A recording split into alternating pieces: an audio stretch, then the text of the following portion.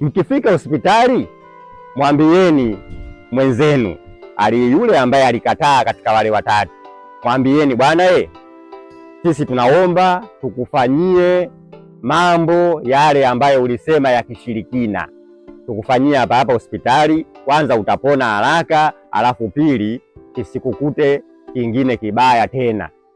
Akikubali tunafanya hivyo na nyinyi mtakwenda kumwangalia bila ya wasiwasi, lakini kuenda kumwangalia vile vile ni hatari. Tukasema sawa. Mara simu yangu inaita, napigiwa simu na yule katika wale watatu. Sasa yule ambaye yeye alikuwa yuko salama, bwana ndugu yangu nakuomba uje nyumbani haraka. Kuna nini? Njoo tu wewe hapa, utakuja kuyajua hapa. Kaambia sawa. Mimi nikatoka nikaaga pale, jamani mimi kuna dharura kidogo hapa, kwa hiyo hili hapa silishaeleweka.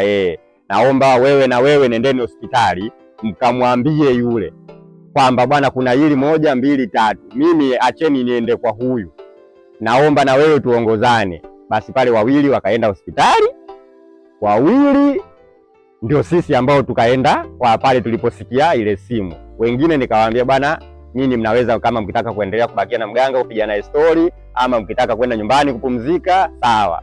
Basi wengine wakasema ngoja tukaangalie na familia, wengine wakabaki na mganga hapa wanapiga story. Sisi tukaondoka mimi na mwenzangu mpaka tumefika kwa yule mwingine ambaye aliniita mimi.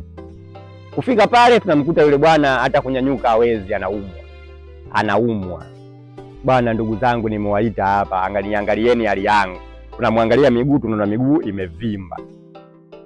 Tukamwambia vipi, labda una kisukari au pressure, au labda kuna katika ukoo wenu kuna haya magonjwa ya kuvimba miguu au vipi, mbona miguu yako ilikuwa sio hivi? Akasema hii ni jambo ambalo limenikuta baada ya kutoka makaburini kwenda kuzika.